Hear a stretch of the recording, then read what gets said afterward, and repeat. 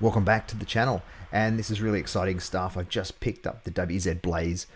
Literally the first game in it, I get a Resential, which is a 7 kill match. So it's a hero's medal, hard to get, and basically, there you go, you can read it, that's what it is. But basically means you've killed the whole opposition team yourself.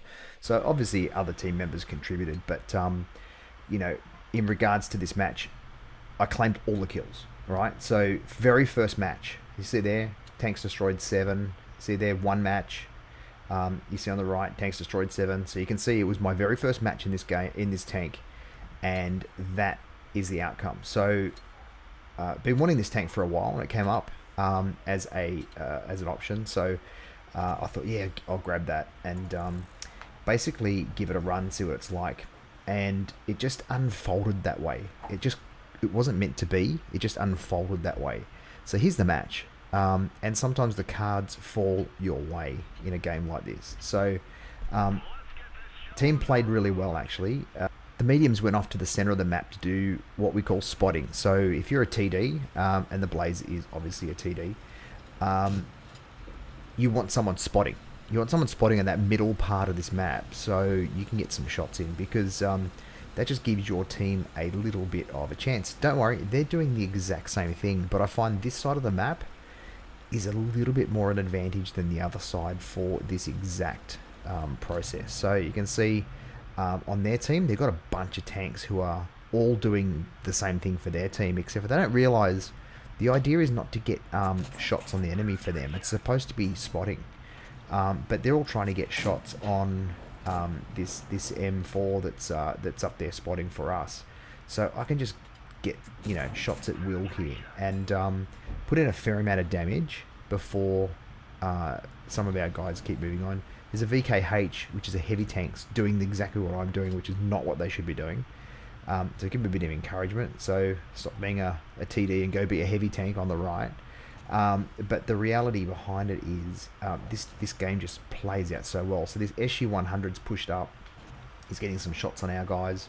So I've got a few options here. I want to get something into this guy, which I do.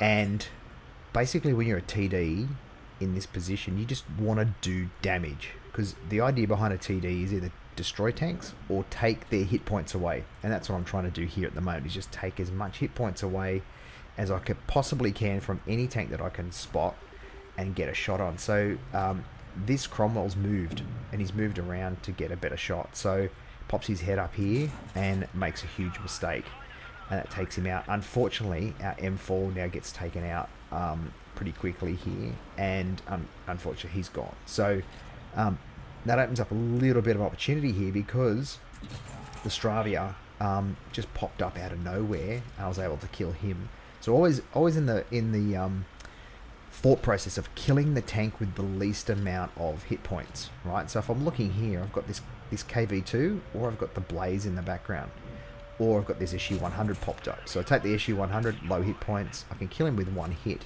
Because the idea of a tank destroyer is get rid of the enemy, and you can't win if you've got more enemy than not. So I should have got this WZ here, but he ricocheted for some reason. So I took a chance.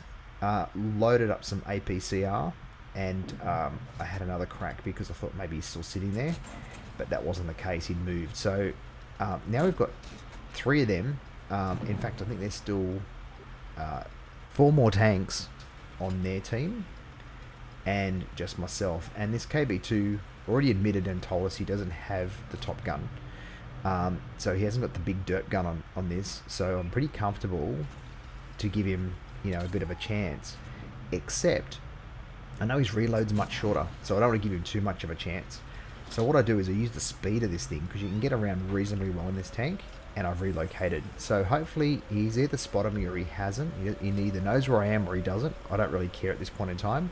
What I'm looking for is an escape path from the other 2 tanks, so I don't have 3 guns aiming at me in one shot. So lo and behold, he's chased me.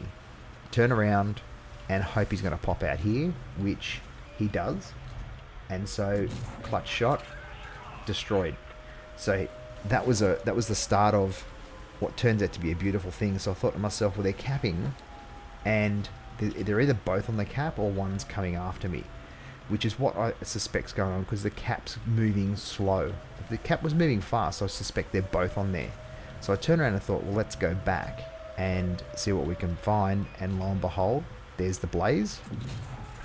So now there's only 2 tanks left, which is the Tiger P. So I switched to APCR because I want to make sure this gets in. I'll let him have his shot. The Sherman gets one in on me. I'm okay with that. So now I'm like, let's go. I've got enough hit points. He ain't going to get me regardless. So even if he gets another shot and he won't kill me, he doesn't have the firepower to take out 650 hit points. And I've already got 6 kills, so this is the final kill of the match. And I'll let him get one more shot. 143, didn't do any damage. And that's it. That's our 7 kill for one match in the very first game of the Blaze. So it can only go downhill from here. But if you think about getting this tank, it was pretty good fun right from the start. But I can assure you, this will be probably the best game in this tank. It's not going to get any better from here. So hope you enjoyed that. Don't forget to like the video and also subscribe, and I'll see you around.